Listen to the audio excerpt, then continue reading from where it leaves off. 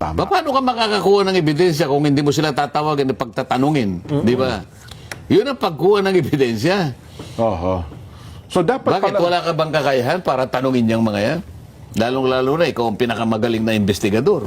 Wala ka bang kakayahan? Ikaw ang pinakamagaling na investigador? Opo, tama Oh. niyo. Sa dami nun.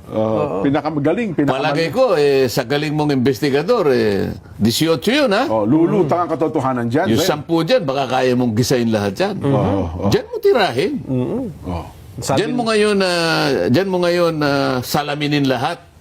At tingnan mo kung talagang nagsisinungaling. Alam mo yung kasinungalingan dyan, Opo. madali mong maano yan eh. Madali Mahalata. mong mahalata yan Opo. eh. Yung magaling mag-imbestiga.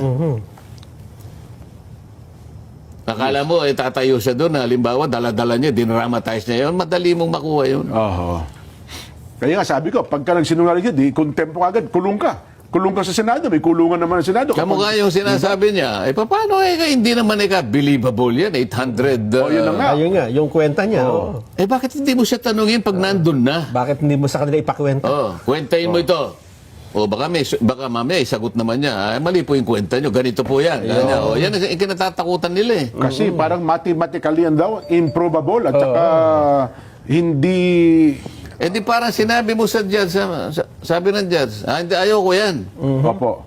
Magagalit sa'yo yung depensa, judge. Ihingin ko sa'yo yung palitan ka.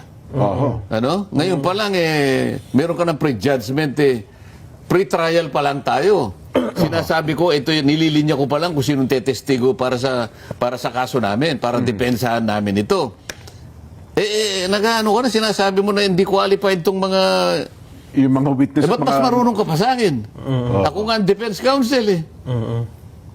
Mahalata yung judge. Papapalit ngayon yan.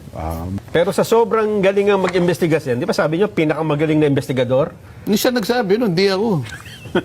Hindi pa nag-iimbestiga, may conclusion eh. Ganun siya kagaling. Hindi ganun nag-iimbestiga. Di ba napakagaling nun, hindi pa nagsisi-imbestiga. Tapos na agad. Hindi imbestiga, manghuhula yun. Ano ka ba? Kasi alam ko, magdadrama lang yung mga yan. Kaya nga, Magsasalita ng paano kabulaan. mo nahulaan? Oo. Ano ka ba, investigador ka o manghuhula ka? Hindi pwede yun. Lahat ng pagdududa mo, lahat ng hindi mo kayang paniwalaan, ha? Itanong mo sa kanila. Oho. Nagdududa ka, dapat mo talaga silang tanungin. ba't Sa kabila ng iyong pagiging pinakamagaling na investigasyon, na investigador, hindi mo makuha talagang ano yan eh. Na talagang believable eh. Opo. Kasi magaling ka eh, di ba? Talagang malito eh. Hindi, tawagin natin sila.